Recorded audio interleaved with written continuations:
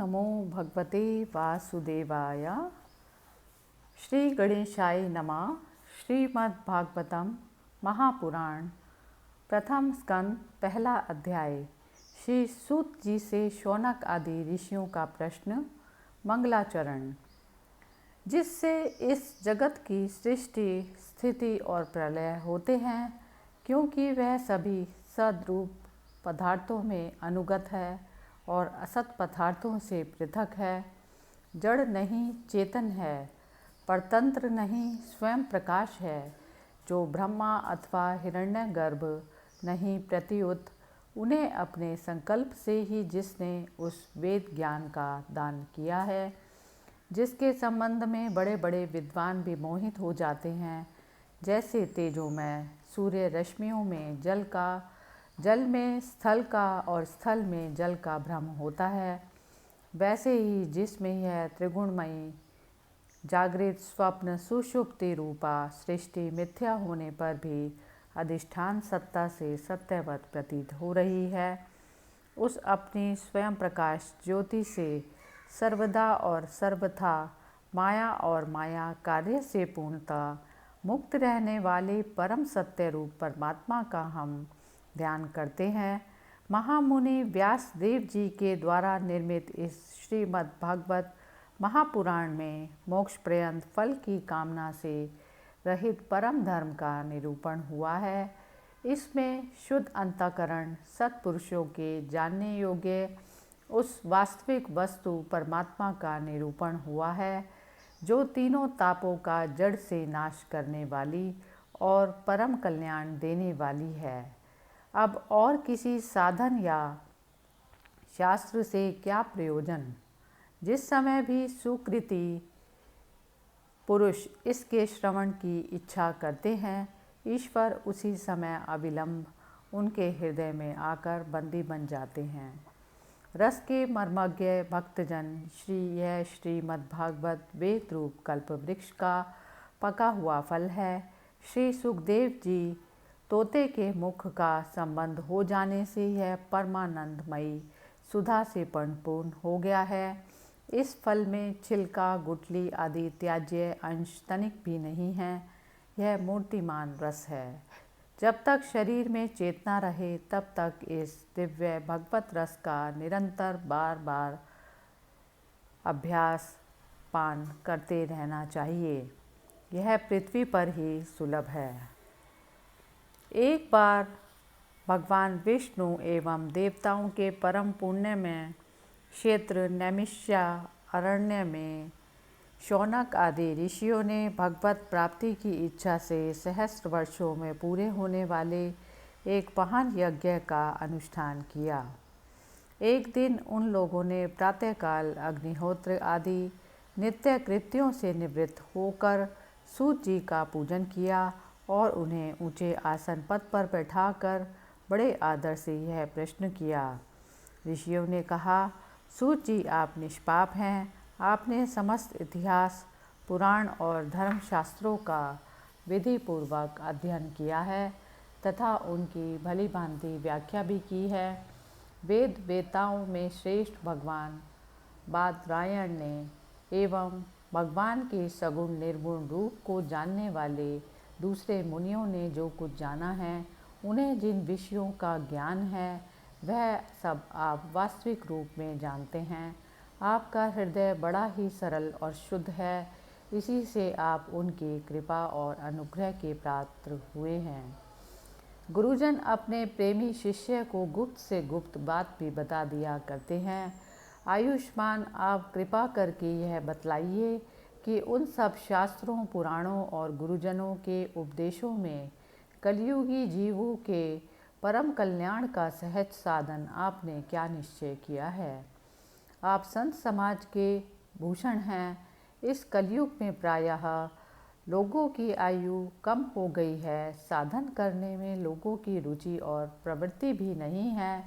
लोग आलसी हो गए हैं। उनका भाग्य तो मंद ही है, समझ भी थोड़ी है। इसके साथ ही वे नाना प्रकार की विघ्न बाधाओं से घिरे भी रहते हैं।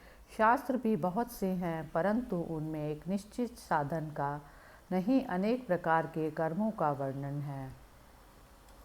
साथ ही वे इतने बड़े हैं कि उनका एक अंश सुनना भी कठिन है। आप परोपकारी हैं, अपनी बुद्धि से उनका सार निकालकर प्राणियों के परम कल्याण के लिए हम श्रद्धालुओं को सुनाइए, जिससे हमारे अंतःकरण की शुद्धि हो। प्यारे सूत जी, आपका कल्याण हो। आप तो जानते ही हैं कि यदुवंशियों के रक्षक भक्त वत्सल भगवान श्री कृष्ण वसुदेव की धर्मपत्नी देवकी के गर्भ से क्या करने की इच्छा से अवतीर्ण हुए थे।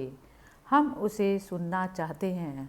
आप कृपा करके हमारे लिए उसका वर्णन कीजिए, क्योंकि भगवान का अवतार जीवों के परम कल्याण और उनकी भगवत प्रेममयी समृद्धि के लिए होता है। यह जीव जन्म मृत्यु के घोर चक्र में पड़ा हुआ है। इस स्थिति में भी यदि वह कभी भगवान के मंगलमय नाम का उच्चारण कर भी ले तो उसी क्षण उससे मुक्त हो जाए, क्योंकि स्वयं भय भी भगवान से डरता रहता है। सूत जी, परम विरक्त और परम शांत मुनिजन भगवान के श्री चरणों की शरण में रहते हैं, अतएव उनके स्पर्श मात्र से संसार के जीव तुरंत पवित्र हो जाते हैं। इधर गंगा जी के जल का बहुत दिनों तक सेवन किया जाए तब कहीं पवित्रता होती है। ऐसे पुण्य आत्मा भक्त जिनकी लीलाओं का गान करते हैं, उन भगवान का कलिमलहारी पवित्र यश भला आत्मशुद्धि की इच्छा वाला ऐसा कौन मनुष्य होगा जो श्रवण ना करे। वे लीला से ही अवतार धारण करते हैं। नारद आदि महात्माओं ने उनके उदार कर्मों का गान किया है। हम श्रद्धालुओं के प्रति आप उनका वर्णन कीजिए। बुद्धिमान सूत जी, सर्वसमर्थ प्रभु अपनी योग माया से स्वच्छंद लीला करते हैं। आप उन श्री हरि की मंगलमयी अवतार कथाओं का अब वर्णन कीजिए। पुण्य कीर्ति भगवान की लीला सुनने से हमें कभी तृप्ति नहीं हो सकती, क्योंकि रसज्ञ श्रोताओं को पद पद पर भगवान की लीलाओं में नए नए रस का अनुभव होता है। भगवान श्री कृष्ण अपने को छिपाए हुए थे। लोगों के सामने ऐसी चेष्टा करते थे जैसे कोई मनुष्य हों, परंतु उन्होंने बलराम जी के साथ ऐसी लीलाएं भी की हैं। ऐसा पराक्रम भी प्रकट किया है जो मनुष्य नहीं कर सकते। कलयुग को आया जानकर इस वैष्णव क्षेत्र में हम दीर्घकालीन सत्र का संकल्प करके बैठे हैं। श्री हरि की कथा सुनने के लिए हमें अवकाश प्राप्त है। यह कलयुग अंतःकरण की पवित्रता और शक्ति का नाश करने वाला है। इससे पार पाना भी कठिन है, जैसे समुद्र से पार जाने वालों को कर्णधार मिल जाए, उसी प्रकार इससे पार पाने की इच्छा रखने वाले हम लोगों से ब्रह्मा ने आपको मिलाया है। धर्म रक्षक ब्राह्मण भक्त योगेश्वर भगवान श्री कृष्ण के अपने धाम में पधार जाने पर धर्म ने अब किस प्रकार की शरण ली है, यह बतलाइए। पहला अध्याय समाप्त हुआ। हरि ओम तत्सत। ओम नमो भगवते वासुदेवाय। श्रीमद्भागवत महापुराण प्रथम स्कंद का दूसरा अध्याय, भगवत कथा और भगवत भक्ति का महात्म्य।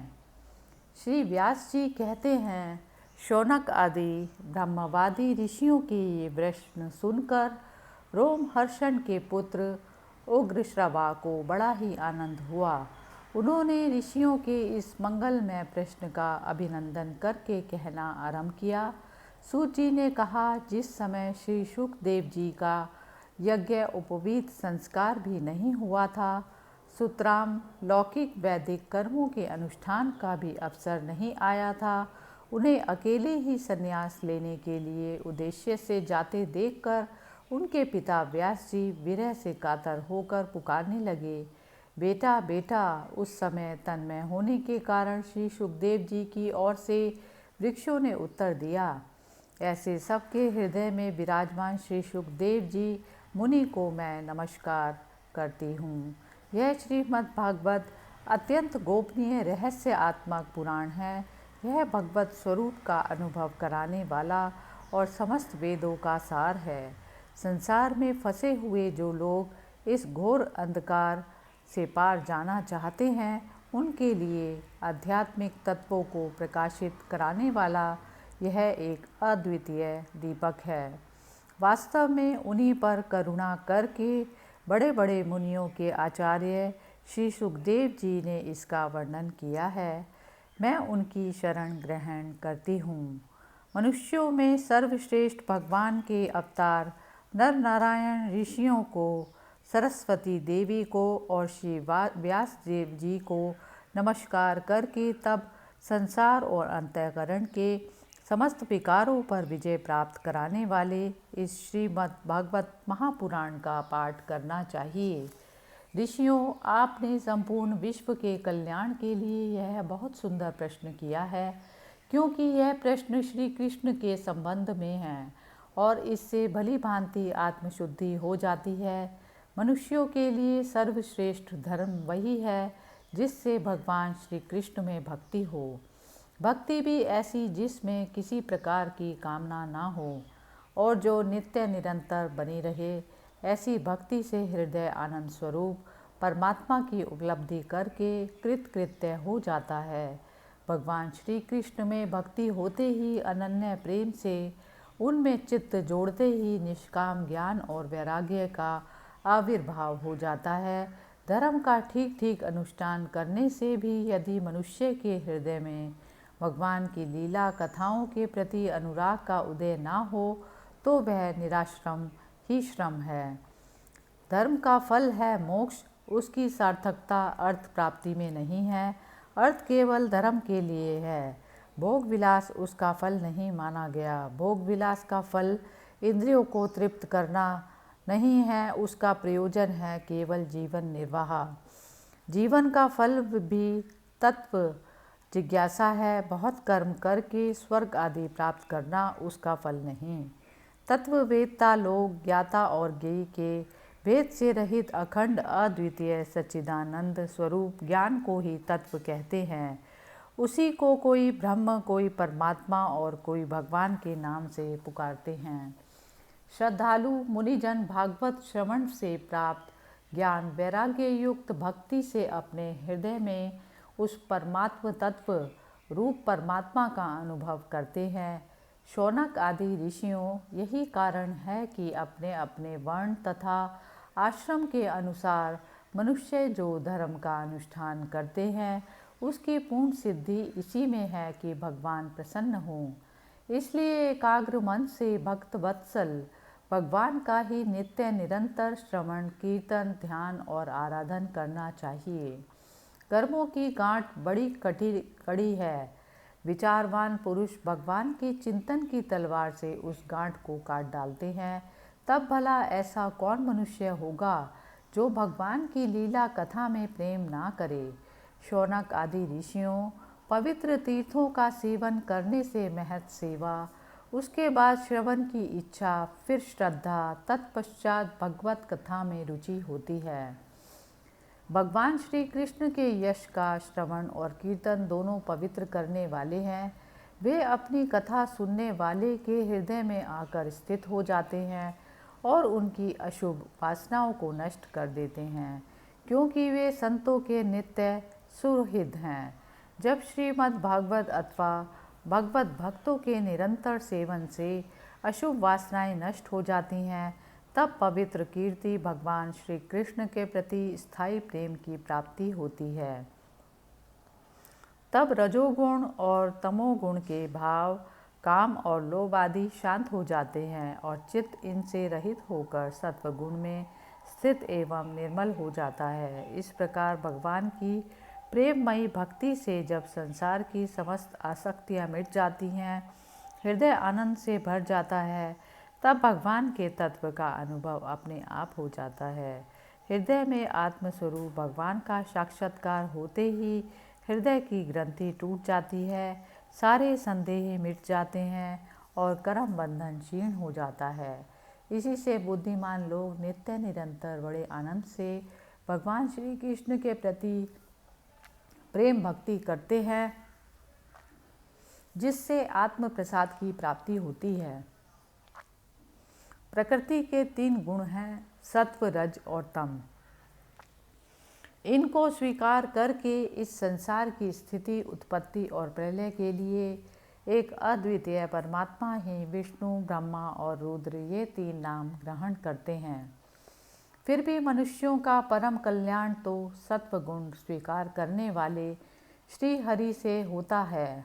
जैसे पृथ्वी के विकार लकड़ी की अपेक्षा धुआं श्रेष्ठ है और उससे भी श्रेष्ठ है अग्नि, क्योंकि वेद उक्त यज्ञ याग अग्नि के द्वारा अग्नि सद्गति देने वाला है, वैसे ही तमोगुण से रजोगुण श्रेष्ठ है और रजोगुण से भी श्रेष्ठ सत्वगुण है, क्योंकि वह भगवान का दर्शन कराने वाला है। प्राचीन युग में महात्मा लोग अपने कल्याण के लिए विशुद्ध सत्वमय भगवान विष्णु की ही आराधना करते थे। अब भी जो लोग उनका अनुसरण करते हैं वे उन्हीं के समान कल्याण भजन होते हैं। जो लोग इस संसार सागर से पार जाना चाहते हैं वे यद्यपि किसी की निंदा तो नहीं करते, ना किसी में दोष ही देखते हैं, फिर भी घोर रूप वाले तमोगुणी, रजोगुणी, भैरव आदि भूतपतियों की उपासना ना करके सत्वगुणी विष्णु भगवान और उनके अंश कला स्वरूपों का ही भजन करते हैं। परंतु जिसका स्वभाव रजोगुणी अथवा तमोगुणी है वे धन, ऐश्वर्य और संतान की कामना से भूत, पितर और प्रजापतियों की उपासना करते हैं, क्योंकि उन लोगों का स्वभाव उन भूतादियों से मिलता जुलता होता है। वेदों का तात्पर्य श्री कृष्ण में ही है, यज्ञों के उद्देश्य श्री कृष्ण ही हैं, योग श्री कृष्ण के लिए ही किए जाते हैं और समस्त कर्मों की परिसमाप्ति भी श्री कृष्ण में ही है। ज्ञान से ब्रह्म स्वरूप श्री कृष्ण की प्राप्ति होती है। तपस्या श्री कृष्ण की प्रसन्नता के लिए की जाती है। श्री कृष्ण के लिए ही धर्मों का अनुष्ठान होता है और सब गतियाँ श्री कृष्ण में ही समा जाती हैं। भगवान श्री कृष्ण प्रकृति और उसके गुणों से अतीत हैं, फिर भी अपनी गुणमयी माया से जो प्रपंच की दृष्टि से है और तत्व की दृष्टि से नहीं है, उन्होंने ही सर्ग के आदि में इस संसार की रचना की थी। ये सत्व, रज और तम तीनों गुण उसी माया के विलास हैं। इनके भीतर रहकर भगवान इनसे युक्त सरीखे मालूम पड़ते हैं। वास्तव में तो वे परिपूर्ण विज्ञान आनंद घन हैं। अग्नि तो वस्तुतः एक ही है, परंतु जब वह अनेक प्रकार की लकड़ियों में प्रकट होती है तब अनेक सी मालूम होती है। वैसे ही सबके आत्मरूप भगवान एक ही हैं, परंतु प्राणियों के अनेकता से अनेक जैसे जान पड़ते हैं।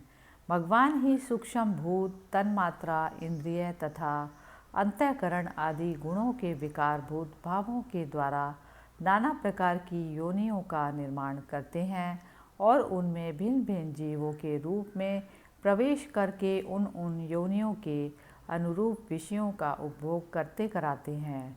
वे ही संपूर्ण लोकों की रचना करते हैं और देवता, पशु, पक्षी, मनुष्य आदि योनियों में लील अवतार ग्रहण करके सत्वगुण के द्वारा जीवों का पालन पोषण करते हैं। प्रथम स्कंद का दूसरा अध्याय समाप्त। हरि ओम तत्सत। ओम नमो भगवते वासुदेवाय। श्रीमद्भागवत महापुराण प्रथम स्कंद तीसरा अध्याय। भगवान के अवतारों का वर्णन। श्री सूत जी कहते हैं, सृष्टि के आदि में भगवान ने लोकों के निर्माण की इच्छा की। इच्छा होते ही उन्होंने महतत्व आदि से निष्पन्न पुरुष रूप ग्रहण किया। उसमें 10 इंद्रियां, 1 मन और 5 भूत, ये 16 कलाएं थीं। उन्होंने कारण जल में शयन करते हुए जब योग निद्रा का विस्तार किया तब उनके नाभि सरोवर में से एक कमल प्रकट हुआ और उस कमल से प्रजापतियों के अधिपति ब्रह्मा जी उत्पन्न हुए। भगवान के उस विराट रूप के अंग प्रत्यंग में ही समस्त लोकों की कल्पना की गई है। वह भगवान का विशुद्ध सत्वमय श्रेष्ठ रूप है। योगी लोग दिव्य दृष्टि से भगवान के उस रूप का दर्शन करते हैं। भगवान का वह रूप हजारों पैर, जांघें, भुजाएं और मुखों के कारण अत्यंत विलक्षण है। उसमें सहस्त्रों सिर, हजारों कान, हजारों आँखें और हजारों नासिकाएं हैं। हजारों मुकुट, वस्त्र और कुंडल आदि आभूषणों से उल्लासित है। भगवान का यही पुरुष रूप, जिसे नारायण कहते हैं, अनेक अवतारों का अक्षय कोश है। इसी से सारे अवतार प्रकट होते हैं। इस रूप के छोटे से छोटे अंश से देवता, पशु, पक्षी और मनुष्य आदि योनियों की सृष्टि हुई है। उन्हीं प्रभु ने पहले कौमार सर्ग में सनक, सनंदन, सनातन और सनत कुमार इन 4 ब्राह्मणों के रूप में अवतार ग्रहण करके अत्यंत कठिन अखंड ब्रह्मचर्य का पालन किया। दूसरी बार इस संसार के कल्याण के लिए समस्त यज्ञों के स्वामी उन भगवान ने ही रसातल में गई हुई पृथ्वी को निकाल लाने के विचार से सूकर रूप ग्रहण किया और ऋषियों की सृष्टि में उन्होंने देव ऋषि नारद के रूप में तीसरा अवतार ग्रहण किया और सातवत तंत्र का, जिसे नारद पांचरात्र कहते हैं, उपदेश किया।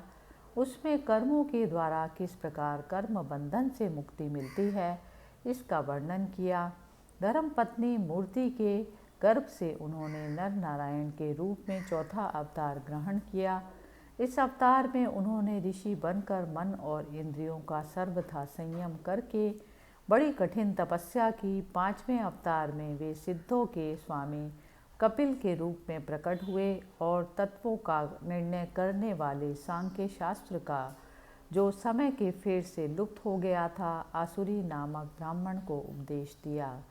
अनसुईया के वर मांगने पर छठे अवतार में वे अत्रि की संतान दत्तात्रेय हुए। इस अवतार में उन्होंने अलर्क एवं प्रहलाद आदि को ब्रह्म ज्ञान का उपदेश दिया। 7वीं बार रुचि प्रजापति की आकुति नामक पत्नी से यज्ञ के रूप में उन्होंने अवतार ग्रहण किया और अपने पुत्र याम आदि देवताओं के साथ स्वयंभू मनवंतर की रक्षा की। राजा नाभि की पत्नी मेरु देवी के गर्भ से ऋषभ देव के रूप में भगवान ने 8वां अवतार ग्रहण किया। इस रूप में उन्होंने परमहंसों का वह मार्ग, जो सभी आश्रमियों के लिए वंदनीय है, दिखाया। ऋषियों की प्रार्थना से 9वीं बार वे राजा पृथु के रूप में अवतीर्ण हुए। शौनक आदि ऋषियों इस अवतार में उन्होंने पृथ्वी के समस्त औषधियों का दोहन किया। इससे यह अवतार सबसे लिए बड़ा ही कल्याणकारी हुआ। चाक्षुष मनवंतर के अंत में जब सारी त्रिलोकी समुद्र में डूब रही थी, तब उन्होंने मत्स्य के रूप में 10वां अवतार ग्रहण किया और पृथ्वी रूपी नौका पर बैठाकर अगले मनवंतर के अधिपति वैवस्वत मनु की रक्षा की। जिस समय देवता और दैत्य समुद्र मंथन कर रहे थे, उस समय 11वां अवतार धारण करके कश्यप रूप से भगवान ने मंदराचल को अपनी पीठ पर धारण किया। 12वीं बार धन्वंतरी के रूप में अमृत लेकर समुद्र से प्रकट हुए और 13वीं बार मोहिनी रूप धारण करके दैत्यों को मोहित करते हुए देवताओं को अमृत पिलाया। 14वें अवतार में उन्होंने नरसिंह रूप धारण किया और अत्यंत बलवान दैत्यराज हिरण्यकश्यपु की छाती अपने नखों से अनायास इस प्रकार फाड़ डाली, जैसे चटाई बनाने वाला सीख को चीर डालता है। 15वीं बार वामन का रूप धारण करके उन्होंने भगवान दैत्यराज बलि के यज्ञ में गए। वे चाहते तो थे कि त्रिलोकी का राज्य, परंतु मांगी उन्होंने केवल 3 बग पृथ्वी। 16वें परशुराम अवतार में जब उन्होंने देखा कि राजा लोग ब्राह्मणों के द्रोही हो गए हैं, तब क्रोधित होकर उन्होंने पृथ्वी को 21 बार क्षत्रियों से शून्य कर दिया। इसके बाद 7वें अवतार में सत्यवती के गर्भ से पराशर ऋषि के द्वारा वे व्यास जी के रूप में अवतीर्ण हुए। उस समय लोगों की समझ और धारणा शक्ति कम देखकर इन्होंने वेद रूप वृक्ष की कई शाखाएं बना दी। 18वीं बार देवताओं का कार्य संपन्न करने की इच्छा से उन्होंने राजा के रूप में राम अवतार ग्रहण किया और सेतु बंधन, रावण वध आदि वीरतापूर्ण बहुत सी लीलाएं की। 19वें और 20वें अवतारों में उन्होंने यदुवंश में बलराम और श्री कृष्ण के नाम से प्रकट होकर पृथ्वी का भार उतारा। उसके बाद कलयुग आ जाने पर मगध देश बिहार में देवताओं के द्वेषी दैत्यों को मोहित करने के लिए अजन के पुत्र रूप में इनका बुद्ध अवतार हुआ। इसके भी बहुत पीछे जब कलयुग का अंत समीप होगा और राजा लोग प्राय लुटेरे हो जाएंगे, तब जगत के रक्षक भगवान विष्णु यश नामक ब्राह्मण के घर कल की रूप में अवतीर्ण होंगे। शौनक आदि ऋषियों जैसे अगाध सरोवर से हजारों छोटे छोटे नाले निकलते हैं, वैसे ही सत्वनिधि भगवान श्री हरि के असंख्य अवतार हुआ करते हैं। ऋषि, मनु, देवता, प्रजापति, मनुपुत्र और जितने भी महान शक्तिशाली हैं, वे सब के सब भगवान के ही अंश हैं। सब अवतार तो भगवान के अंश अवतार अथवा कला अवतार हैं, परंतु भगवान श्री कृष्ण तो स्वयं भगवान अवतारी ही हैं। जब लोग दैत्यों के अत्याचार से व्याकुल होते हैं, तब युग युग में अनेक रूप धारण करके भगवान उनकी रक्षा करते हैं। भगवान के दिव्य जन्मों की यह कथा अत्यंत गोपनीय रहस्यमयी है। जो मनुष्य एकाग्रचित्त से नियम पूर्वक सायंकाल और प्रातःकाल प्रेम से इसका पाठ करता है, वह सब दुखों से छूट जाता है। प्राकृत स्वरूप रहित जिनमें भगवान का जो यह स्थूल जगत आकार रूप का है, यह उनकी माया के महतत्व आदि गुणों से भगवान में ही कल्पित है। जैसे बादल वायु के आश्रय रहते हैं और दूसरपना धूल में होता है, परंतु अल्प बुद्धि मनुष्य बादलों का आकाश में और दूसरपने का वायु में आरोप करते हैं, वैसे ही अविवेकी पुरुष सबके साक्षी आत्मा में स्थूल दृश्य रूप जगत का आरोप करते हैं। इस स्थूल रूप में से परे भगवान का एक सूक्ष्म अव्यक्त रूप है, जो ना तो स्थूल की तरह आकार आदि गुणों वाला है और ना देखने सुनने में ही आ सकता है, वही सूक्ष्म शरीर है। आत्मा का आरोप या प्रवेश होने से यही जीव कहलाता है और इसी का बार बार जन्म होता है। उपर्युक्त सूक्ष्म और स्थूल शरीर अविद्या से ही आत्मा में आरोपित हैं। जिस अवस्था में आत्मस्वरूप के ज्ञान से यह आरोप दूर हो जाता है, उसी समय ब्रह्म का साक्षात्कार होता है। तत्वज्ञानी लोग जानते हैं कि जिस समय यह बुद्धि रूपा परमेश्वर की माया निवृत्त हो जाती है, उस समय जीव परमानंदमय हो जाता है और अपने स्वरूप महिमा में प्रतिष्ठित होता है। वास्तव में जिनके जन्म नहीं है और कर्म भी नहीं है, उन हृदयेश्वर भगवान के अप्राकृत जन्म और कर्मों का तत्वज्ञानी लोग इस प्रकार वर्णन करते हैं, क्योंकि उनके जन्म और कर्म वेदों के अत्यंत गोपनीय रहस्य हैं। भगवान की लीला अमोघ है। वे लीला से ही इस संसार का सृजन, पालन और संहार करते हैं, किंतु इसमें आसक्त नहीं होते।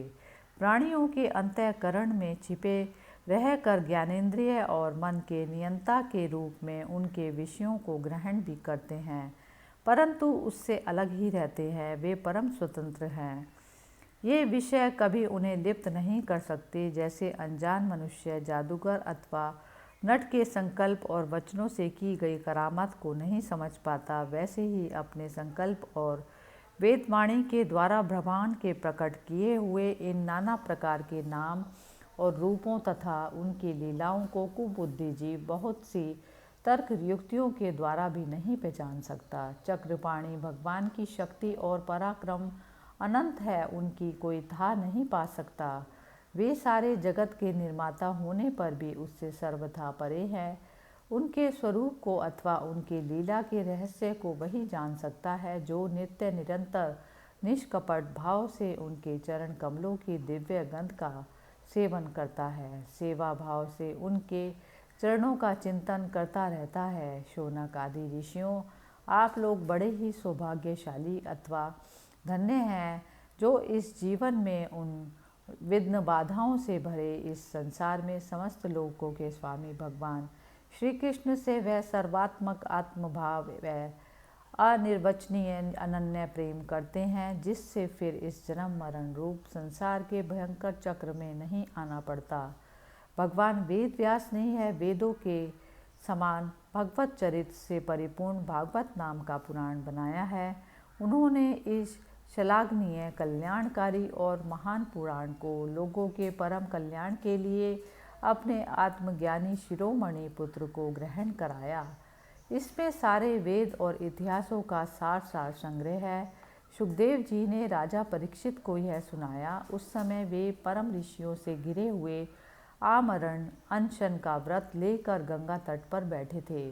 भगवान श्री कृष्ण जब धर्म, ज्ञान आदि के साथ अपने परम धाम को पधार गए, तब इस कलयुग में जो लोग अज्ञान रूपी अंधकार से अंधे हो रहे हैं, उनके लिए यह पुराण रूपी सूर्य इस समय प्रकट हुआ है। शौनक आदि ऋषियों जब महातेजस्वी श्री सुखदेव जी महाराज वहाँ इस पुराण की कथा कर रहे थे, तब मैं भी वहाँ बैठा था। वहीं मैंने उनकी कृपापूर्ण अनुमति से इसका अध्ययन किया। मेरा जैसा अध्ययन है और मेरी बुद्धि ने जिस प्रकार इसको ग्रहण किया, उसी के अनुसार इसे मैं आप लोगों को सुनाऊंगा। इस प्रकार सूत जी ने यह वचन शौनक ऋषियों से कहे। प्रथम स्कंद का 3रा अध्याय समाप्त हुआ। हरि ओम तत्सत। ओम नमो भगवते वासुदेवाय। श्रीमद्भागवत महापुराण प्रथम स्कंद का 4था अध्याय। महर्षि व्यास जी का असंतोष। व्यास जी कहते हैं, उस दीर्घकालीन सत्र में सम्मिलित हुए मुनियों में विद्या वयोवृद्ध कुलपति ऋग्वेदी शौनक जी ने सूत जी की पूर्वोक्त बात सुनकर उनकी प्रशंसा की और कहा। शौनक जी बोले, सूत जी, आप वक्ताओं में श्रेष्ठ हैं तथा बड़े भाग्यशाली हैं। जो कथा भगवान श्री सुखदेव जी ने कही थी, वही भगवान की पुण्यमयी कथा कृपा करके आप हमें सुनाइए। वह कथा किस युग में, किस स्थान पर और किस कारण से हुई थी? मुनिवर श्री कृष्ण द्वैपायन ने किसकी प्रेरणा से इस परमहंसों की संहिता का निर्माण किया था? उनके पुत्र सुखदेव जी बड़े योगी, समदर्शी, भेदभाव रहित, संसार निद्रा से जगे एवं निरंतर एकमात्र परमात्मा में ही स्थित रहते हैं। वे छिपे रहने के कारण मूढ़ से प्रतीत होते हैं। व्यास जी जब संन्यास के लिए वन की ओर जाते हुए अपने पुत्र का पीछा कर रहे थे, उस समय जल में स्नान करने वाली स्त्रियों ने नंगे सुखदेव को देखा तो वस्त्र धारण नहीं किया, परंतु वस्त्र पहने हुए व्यास जी को देखकर लज्जा से कपड़े पहन लिए। इस आश्चर्य को देखकर जब व्यास जी ने उन स्त्रियों से इसका कारण पूछा, तब उन्होंने उत्तर दिया कि आपकी दृष्टि में तो अभी स्त्री पुरुष का भेद बना है, परंतु आपके पुत्र की शुद्ध दृष्टि में यह भेद नहीं। कुरु जंगल देश में पहुंचकर हस्तिनापुर में वे पागल, गूंगे और जड़ के समान विचरते होंगे। नगर वासियों ने उन्हें कैसे पहचाना? पांडव नंदन राजऋषि परीक्षित का इन मौनी सुखदेव जी के साथ संवाद कैसे हुआ, जिसमें यह भागवत संहिता कही गई? महाभाग श्री सुखदेव जी तो गृहस्थों के घरों को तीर्थ स्वरूप बनाने के लिए उतनी ही देर उनके दरवाजे पर रहते हैं जितनी देर में एक गाय दुही जाती है। सूत जी, हमने सुना है कि अभी मन्यु नंदन परीक्षित भगवान के बड़े प्रेमी भक्त थे। उनके अत्यंत आश्चर्य में जन्म और कर्मों का भी वर्णन कीजिए। वे तो पांडव वंश के गौरव बढ़ाने वाले सम्राट थे। वे भला किस कारण से साम्राज्य लक्ष्मी का परित्याग करके गंगा तट पर मृत्यु पर्यंत अनशन का व्रत लेकर बैठे थे? शत्रुघ्न अपने भले के लिए बहुत सा धन लाकर उनके चरण रखने की चौकी को नमस्कार करते थे। वे एक वीर युवक थे।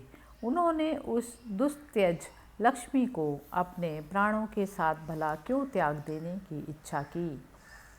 जिन लोगों का जीवन भगवान के आश्रित है, वे तो पर संसार के परम कल्याण, अभ्युदय और समृद्धि के लिए ही जीवन धारण करते हैं।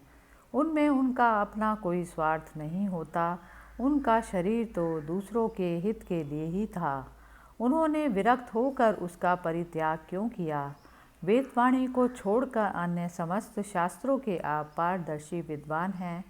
सूत जी, इसलिए इस समय जो कुछ हमने आपसे पूछा है वह सब कृपा करके हमें कहिए। सूत जी ने कहा, इस वर्तमान चतुर्युगी के तीसरे युग द्वापर में महर्षि पराशर के द्वारा वसु कन्या सत्यवती के गर्भ से भगवान के कलावतार योगी राज व्यास जी का जन्म हुआ। एक दिन वे सूर्योदय के समय सरस्वती के पवित्र जल में स्नान आदि करके एकांत पवित्र स्थान पर बैठे थे। महर्षि भूत और भविष्य को जानते थे, उनकी दृष्टि अचूक थी। उन्होंने देखा कि जिसको लोग नहीं जान पाते, ऐसे समय के फेर से प्रत्येक युग में धर्म संकटता और उसके प्रभाव से भौतिक वस्तुओं की भी शक्ति का ह्रास होता रहता है। संसार के लोग श्रद्धाहीन और शक्ति रहित हो जाते हैं। उनकी बुद्धि कर्तव्य का ठीक ठीक निर्णय नहीं कर पाती और आयु भी कम हो जाती है। लोगों की इस भाग्यहीनता को देखकर उन मुनीश्वर ने अपनी दिव्य दृष्टि से समस्त वर्णों का, आश्रमों का हित कैसे हो इस पर विचार किया। उन्होंने सोचा कि वेद उक्त चातुर्होत्र कर्म लोगों का हृदय शुद्ध करने वाला है। इस दृष्टि से यज्ञों का विस्तार करने के लिए उन्होंने एक ही वेद के 4 विभाग कर दिए। व्यास जी के द्वारा ऋक, यजु, साम और अथर्व, इन 4 वेदों का उद्धार पृथक्करण हुआ। इतिहास और पुराणों को 5वां वेद कहा जाता है। उनमें से ऋग्वेद के पैल, सामगान के विद्वान जैमिनी और यजुर्वेद के एकमात्र स्नातक वैशंपायन हुए। अथर्व वेद में प्रवीण हुए दरुण नंदन सुमंतु मुनि इतिहास और पुराणों के स्नातक मेरे पिता रोमहर्षण थे। इन पूर्वोक्त ऋषियों ने अपनी अपनी शाखा को और भी अनेक भागों में विभक्त कर दिया। इस प्रकार शिष्य, प्रशिष्य और उनके शिष्य द्वारा वेदों की बहुत सी शाखाएं बन गई। कम समझने वाले पुरुषों पर कृपा करके भगवान वेद व्यास ने इसलिए ऐसा विभाग कर दिया कि जिन लोगों को स्मरण शक्ति नहीं है या कम है, वे भी वेदों को धारण कर सकें। स्त्री, शूद्र और पतित द्विजाति तीनों ही वेद श्रवण के अधिकारी नहीं हैं। इसीलिए वे कल्याणकारी शास्त्रोक्त कर्मों के आचरण में भूल कर बैठते हैं। अब इसके द्वारा उनका भी कल्याण हो जाए, यह सोचकर महामुनि व्यास जी ने बड़ी कृपा करके महाभारत इतिहास की रचना की। शौनक आदि ऋषियों, यद्यपि व्यास जी इस प्रकार अपनी पूरी शक्ति से सदा सर्वदा प्राणियों के कल्याण में ही लगे रहे, तथापि उनके हृदय को संतोष नहीं हुआ। उनका मन कुछ खिन्न सा हो गया। सरस्वती नदी के पवित्र तट पर एकांत में बैठकर धर्मवेत्ता व्यास जी मन ही मन विचार करते हुए इस प्रकार कहने लगे, मैंने निष्कपट भाव से ब्रह्मचर्य आदि व्रतों का पालन करते हुए वेद, गुरुजन और अग्नियों का सम्मान किया है और उनकी आज्ञा का पालन किया है। महाभारत की रचना के बहाने मैंने वेद के अर्थ को खोल दिया है, जिससे स्त्री, शूद्र आदि भी अपने अपने धर्म कर्म का ज्ञान प्राप्त कर लेते हैं। यद्यपि मैं ब्रह्म तेज से संपन्न एवं समर्थ हूँ, तथापि मेरा हृदय कुछ अपूर्ण काम सा जान पड़ता है। अवश्य ही अब तक मैंने भगवान को प्राप्त कराने वाले धर्मों का प्राय निरूपण नहीं किया है। वे ही धर्म परमहंसों को प्रिय हैं और वे ही भगवान को भी प्रिय हैं। हो ना हो मेरी अपूर्णता का यही कारण है। श्री कृष्ण द्वैपायन व्यास इस प्रकार अपने को अपूर्ण सा मानकर जब खिन्न हो रहे थे, उसी समय पूर्वोक्त आश्रम पर देव ऋषि नारद जी आ पहुँचे। उन्हें आया देख व्यास जी तुरंत खड़े हो गए। उन्होंने देवताओं के द्वारा सम्मानित देव ऋषि नारद की विधि पूर्वक पूजा की। श्रीमद् भागवत महापुराण के प्रथम स्कंद का 4था अध्याय समाप्त। हरि ओम तत्सत। ओम नमो भगवते वासुदेवाय। श्रीमद् भागवत महापुराण प्रथम स्कंद का 5वां अध्याय भगवान के यश कीर्तन की महिमा और देव ऋषि नारद का पूर्व चरित्र। सूत जी कहते हैं, सुखपूर्वक बैठे हुए वीणा पानी परम यशस्वी देव ऋषि नारद ने मुस्कुराकर अपने पास ही बैठे महर्षि व्यास जी से कहा, व्यास जी, आपके शरीर एवं मन दोनों ही अपने कर्म एवं चिंतन से संतुष्ट है ना? अवश्य ही आपकी जिज्ञासा तो भली भांति पूर्ण हो गई, क्योंकि आपने ये महाभारत की रचना की है वह बड़ी ही अद्भुत है। वह धर्म आदि सभी पुरुषार्थों से परिपूर्ण है। सनातन ब्रह्म तत्व को भी आपने बहुत ही अच्छे से विचारा है। हे प्रभु, आप अकृतार्थ पुरुष के समान अपने विषय में शोक क्यों कर रहे हैं? व्यास जी ने कहा, आपने मेरे विषय में जो कुछ कहा वह सब ठीक ही है। वैसा होने पर भी मेरा हृदय संतुष्ट नहीं है। पता नहीं इसका क्या कारण है। आपका ज्ञान अगाध है। आप साक्षात ब्रह्मा जी के मानस पुत्र हैं, इसलिए मैं आपसे ही इसका कारण पूछता हूँ।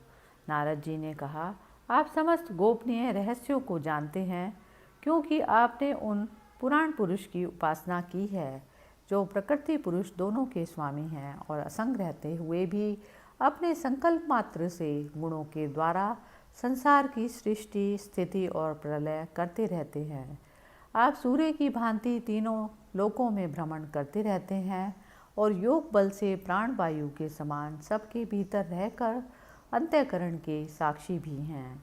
योगानुष्ठान और नियमों के द्वारा परब्रह्म और शब्द ब्रह्म दोनों की पूर्ण प्राप्ति कर लेने पर भी मुझसे जो बड़ी कमी है उसे आप कृपा करके बतलाइए। तब नारद जी ने व्यास जी से कहा, आपने भगवान के निर्मल यश का गान प्राय नहीं किया। मेरी ऐसी मान्यता है कि जिससे भगवान संतुष्ट नहीं होते वह शास्त्र या ज्ञान अधूरा है। आपने धर्म आदि पुरुषार्थों का जैसा निरूपण किया है, भगवान श्री कृष्ण की महिमा का वैसा निरूपण नहीं किया। जिस वाणी से चाहे वह रस भाव अलंकार आदि से युक्त क्यों ही न हो, जगत को पवित्र करने वाले भगवान श्री कृष्ण के यश का कभी गान नहीं होता। वह तो को के लिए उचिष्ट फेंकने के स्थान के समान अपवित्र मानी जाती है। मानसरोवर के कमनीय कमल वन में विहरने वाले हंसों की भांति ब्रह्मधाम में विहार करने वाले भगवत उच्चारण परमहंस भक्त कभी उसमें रमण नहीं करते। इसके विपरीत जिसमें सुंदर रचना भी नहीं है और दूषित शब्दों से भी युक्त है, परंतु जिसका प्रत्येक श्लोक भगवान के सुयश सूचक नामों से युक्त है, वह वाणी लोगों के सारे पापों का नाश कर देती है, क्योंकि सत्पुरुष ऐसी ही वाणी का श्रवण गान और कीर्तन किया करते हैं। वह निर्मल ज्ञान हो भी जो मोक्ष की प्राप्ति का साधन करा दे, यदि भगवान की भक्ति से रहित हो तो उसकी उतनी शोभा नहीं होती। फिर जो साधन और सिद्धि दोनों ही दिशाओं में सदा ही अमंगल रूप है, वह काम्य कर्म जो भगवान को अर्पण नहीं किया गया, ऐसा अहेतुक कर्म भी कैसे सुशोभित हो सकता है। महाभाग व्यास जी, आपकी दृष्टि अमोघ है, आपकी कीर्ति पवित्र है, आप सत्परायण एवं दृढ़व्रत हैं। इसलिए अब आप संपूर्ण जीवों को बंधन से मुक्त कराने के लिए समाधि के द्वारा अचिंत्य शक्ति भगवान की लीलाओं का स्मरण कीजिए। जो मनुष्य भगवान की लीला के अतिरिक्त और कुछ कहने की इच्छा करता है, वह उस इच्छा से ही निर्मित अनेक नाम और रूपों के चक्कर में पड़ जाता है। उसकी बुद्धि भेदभाव से भर जाती है। जैसे हवा के झकोरों से डगमगाती हुई डोंगी को कहीं भी ठहरने को ठौर नहीं मिलता, वैसे ही उसकी चंचल बुद्धि कहीं पर भी स्थिर नहीं हो पाती। संसारी लोग स्वभाव से ही विषयों में फंसे हैं। धर्म के नाम पर आपने उन्हें निंदित पशु हिंसा युक्त सकाम करने की भी आज्ञा दे दी है। यह बहुत ही उल्टी बात हुई, क्योंकि मूर्ख लोग आपके वचनों से पूर्वोक्त निंदित कर्म को ही धर्म मानकर यही मुख्य धर्म है ऐसा निश्चय करके उसका निषेध करने वाले वचनों को ठीक नहीं मानते। भगवान अनंत है। कोई विचारवान ज्ञानी पुरुष ही संसार की ओर निवृत्त होकर उनके स्वरूपभूत परमानंद का अनुभव कर सकता है। अतः जो लोग परमार्थिक बुद्धि से रहित हैं, और गुणों के द्वारा नचाए जा रहे हैं, उनके कल्याण के लिए ही आप भगवान की लीलाओं का सर्व साधारण के हित की दृष्टि से वर्णन कीजिए। जो मनुष्य अपने धर्म का परित्याग करके भगवान के चरण कमलों का भजन सेवन करता है, भजन परिपक्व हो जाने पर तो बात ही क्या है, यदि इससे पूर्व ही उसका भजन छूट जाए तो क्या कहीं भी उसका कोई अमंगल हो सकता है। परंतु जो भगवान का भजन नहीं करते और केवल स्वधर्म का पालन करते हैं, उन्हें कौन सा लाभ मिलता है।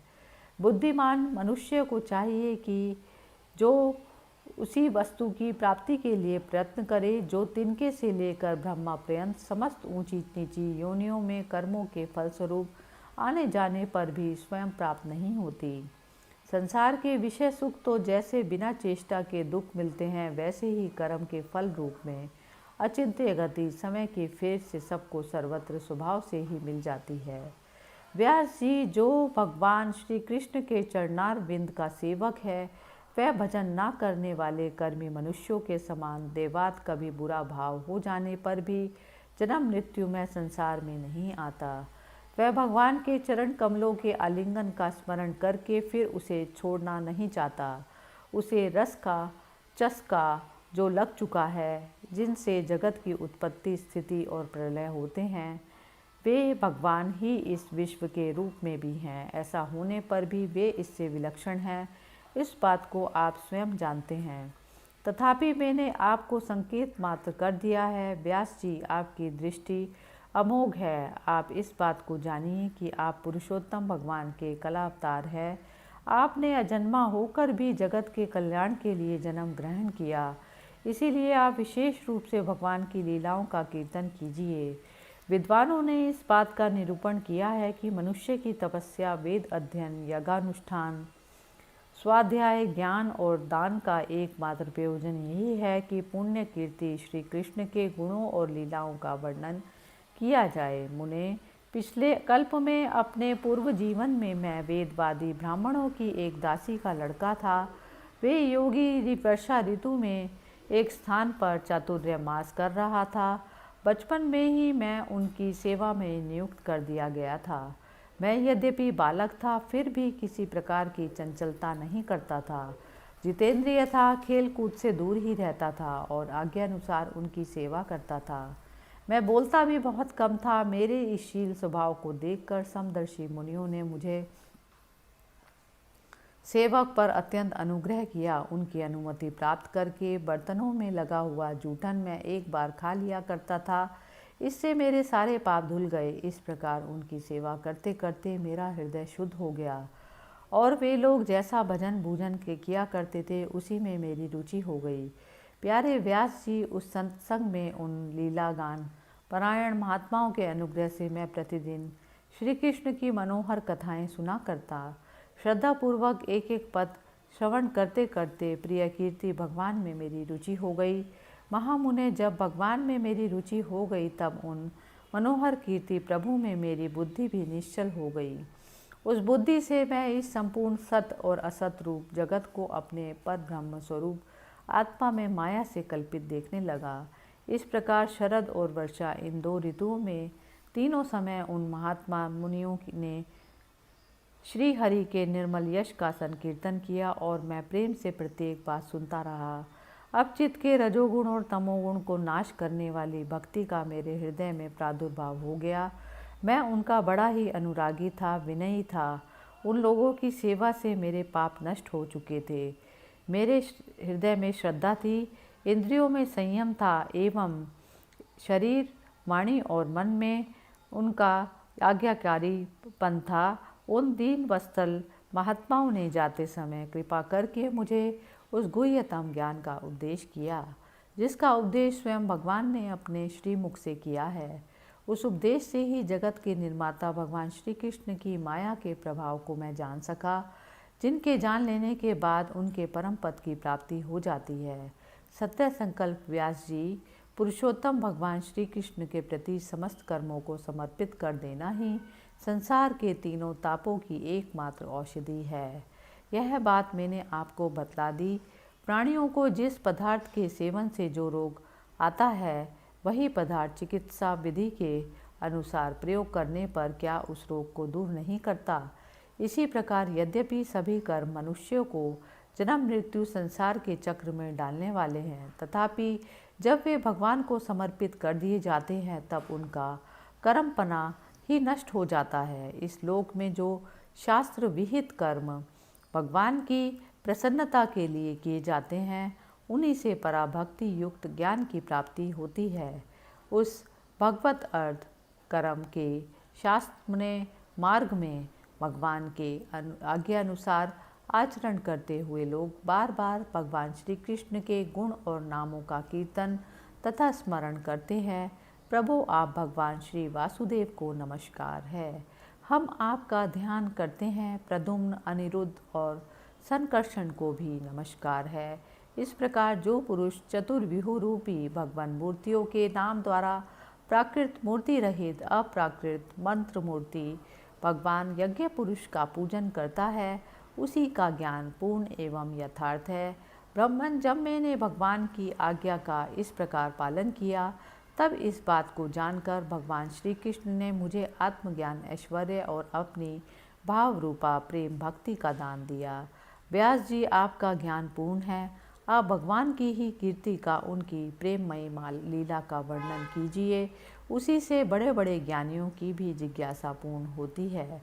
जो लोग दुखों के द्वारा बार बार रौंदे जा रहे हैं, उनके दुख की शांति इसी से हो सकती है और कोई दूसरा उपाय नहीं है।